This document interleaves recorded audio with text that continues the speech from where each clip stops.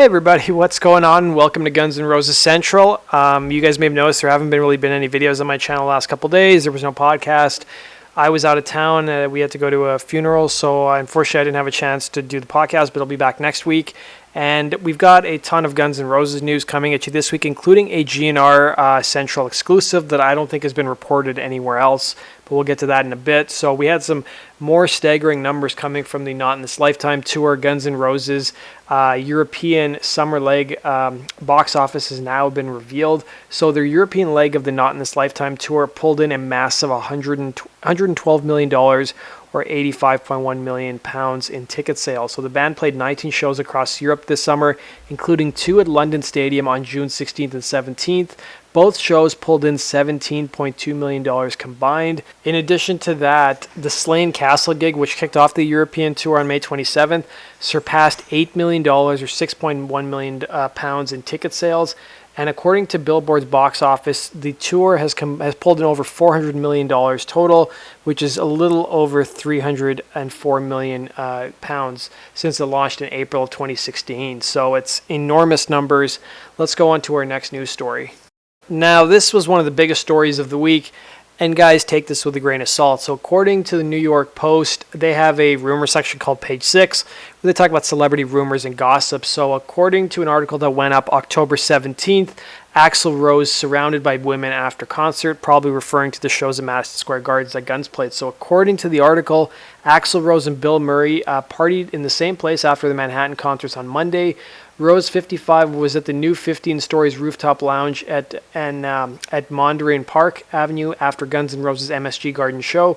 Surrounded by women, a spy said. Rose was overheard telling pals that he and Slash are getting along great and having so much fun rocking all their old stuff and putting together some new stuff, the spy said, and that once he and Slash got past their stubbornness and talked to each other, everything became cool again really quickly, and reuniting was a simple decision after that. So meanwhile, downstairs at the same club, yours truly, Bill Murray took over the dance floor following his Carnegie Hall show, New Worlds, with John Vogler and friends. And turning now to some Matt Sorum news. So Kings of Chaos have announced a new date. They're going to be playing on December 2nd. And it's going to feature Dean DeLeo and Robert DeLeo of Stone Temple Pilots, Steve Stevens of Billy Idol, Frankie Perez, and Matt Sorum. So they're going to be playing Heritage Hall in Oklahoma on December 2nd, 2017. And if you guys want information regarding tickets, I've linked to the actual website down below. Speaking of Matt Sorum news, consider this a GNR Central exclusive. I was looking at Matt Sorum's social media posts, and somebody had tweeted to him, or he tweeted out him playing at Rock in Rio. So if you guys remember during the drum solo, Matt's hitting his head into the timpani, whatever it's called, and somebody asked him if he was doing a lot of cocaine around that time, to which he responded, it'll be in the book, which, you know, people didn't know he was supposedly writing a book, and I've been dying for a long time for Matt Sorum to write a book because I think he'd have one of the most interesting perspectives of the band. So in 2012, he actually talked about writing a book, and keep in mind, he hasn't confirmed anything. He just said it'll be in the book, so maybe he was just joking, or maybe he's going to make an announcement soon, but he talked about writing an autobiography as early as 2012. So in 2012, this would have been several years after Slash's book came out, and then a year after Duff's book came out, and he was asked on whether he plans to write an autobiography after seeing Slash and Duff McKagan's books. He said, "My book will be a lot better than theirs, and I'll tell you why. I remember everything, and they don't remember shit."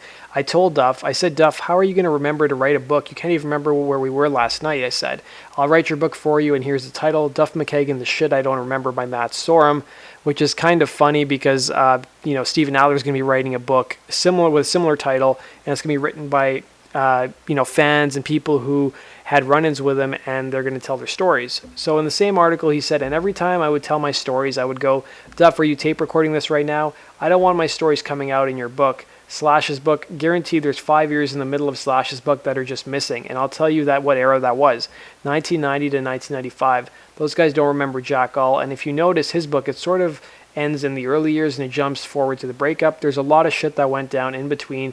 I could fill in the blanks. I could tell you 100,000 better stories than they have. And you know what? I just haven't found anybody to give me enough money to make me spill the beans." In the same interview, he said, "It's interesting. I did start writing a book, and it's very cathartic, sort of cleansing doing it, because I mean, people can look at being in a band however they want to look at it from their outside, but it's an emotional time in your life. It's like being in a relationship. It takes years and years to try to heal from certain situations, but it's very cathartic to do it because you can go back and you can kind of look at your part in it and go, well, I could have done this different. And there's a part I know Duff got from doing his book. He's a completely different human being now than he used to be. I mean, here's a guy who's got 2 daughters. He's got a family. There was a time when he used to party so heavily you wouldn't even know if he's speaking the English language.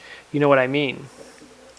So we've also got a new interview with Bumblefoot. So Alternative Nation did an article about what 3 of Guns N' Roses' former guitarists are up to these days, including Bumblefoot, Buckethead, and Gilby Clarke. So I've linked to that article down below.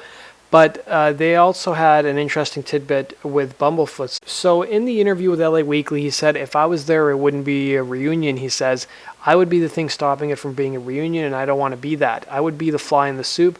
Did I think they were going to call? No. The way things ended with us, nobody was going to be calling anybody, unfortunately. And then in the same interview, they interviewed Gilby Clarke, and he talked about his hopes to join the Guns N' Roses Not in This Lifetime tour. And he said he hoped he would have been the second choice after Izzy for rhythm guitar spot, but he wasn't at all disgruntled with the way things turned out. He said, I didn't feel like I needed to make a phone call about it. I didn't feel like I needed to plead my case, he says. If it happens, it happens, and if it doesn't, it doesn't. It didn't, and when it didn't happen, I just went, oh, well, there it goes. I'm being honest about it. I have such good and fond memories from those years that I don't need to relive it again. He also later discussed performing at the 2012 Rock and Roll Hall of Fame induction ceremony and not being part of the inducted lineup. He said, from my point of view, I never really thought about it much, ever, Clarke says. I didn't go through the process of pleading my case to be part of the band. Not being inducted was definitely a bummer. To be part of something and not be recognized for it. But deep down, I didn't really care. It's just another 2 lines on your Wikipedia page. Duff called me literally the day before and said, we had a talk and we decided we're going to play. We'd love for you to play with us. The only thing that was weird was for when they went up to accept and I wasn't there. I actually had to go somewhere else while they did that. That definitely felt weird. So we've also got some social media posts from this week. So there's Del James, Frank, and Dizzy Reed attending a sports game in New York City. And this was supposedly the party that Axl was at that I referenced earlier in the news story. And Duff McKagan apparently went to the Queens of the Stone Age show. And since Guns played 3 shows at Madison Square Garden, you remember they had Pink come out on stage. They also had, apparently Chris Rock was backstage with Guns N' Roses, according to Del James, and even Angus Young was backstage. And you think he would have came out and played a song with Guns N' Roses, but for whatever reason, he never did. And then we've also got Bloomingdale's. The clothing store has apparently got some merchandise from the Not in This Lifetime tour for sale. This was posted on social media, and I don't know if you guys are going to the store, you can check it out. I'm assuming it's probably the same stuff you can buy from the merch tent at the Guns N' Roses shows that they've been playing for the last year and a half. So that does it for this week's news, guys. Thanks for watching. Make sure you subscribe for the latest Guns N' Roses news, and be sure to go support my channel on Patreon. The link to my Patreon page is down below.